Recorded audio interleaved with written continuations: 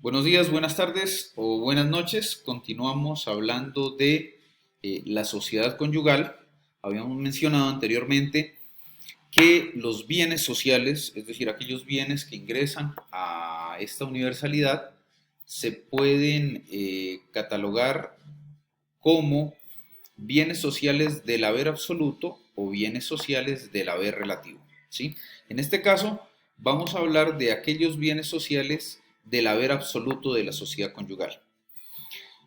Cuando hablamos de esta categoría, nos referimos a aquellos bienes que aportan o que adquieren los cónyuges, pero que esa adquisición no amerita ningún tipo de retribución. ¿Sí? Me explico. Cuando las personas están casadas, adquieren bienes de diferente forma, ¿sí? Porque los compran, porque se los obsequian, en el caso de una donación, porque los reciben por una herencia, porque los reciben como producto de un pago de un trabajo anterior. Bueno, en fin, hay diferentes formas de adquirir esos bienes. En este caso, vamos a hablar de aquellos que se adquieren, pero en el momento de hacer las adjudicaciones no se le reconoce nada a aquel cónyuge que aportó ese bien, en este caso pues que adquirió ese bien.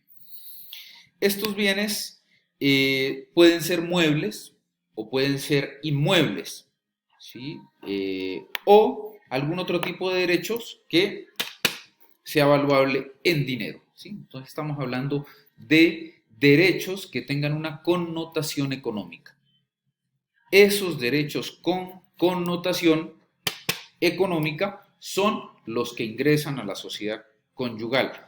Eh, Estos bienes, pues obviamente deben estar en cabeza de cualquiera de los dos cónyuges, ¿sí? Para que sean objeto de gananciales, para que sean objeto dentro de un proceso de liquidación de sociedad conyugal, tienen que estar en cabeza de los cónyuges. Esa es una condición para que esos bienes ingresen a la sociedad conyugal, que al momento de la disolución estén en cabeza de los cónyuges.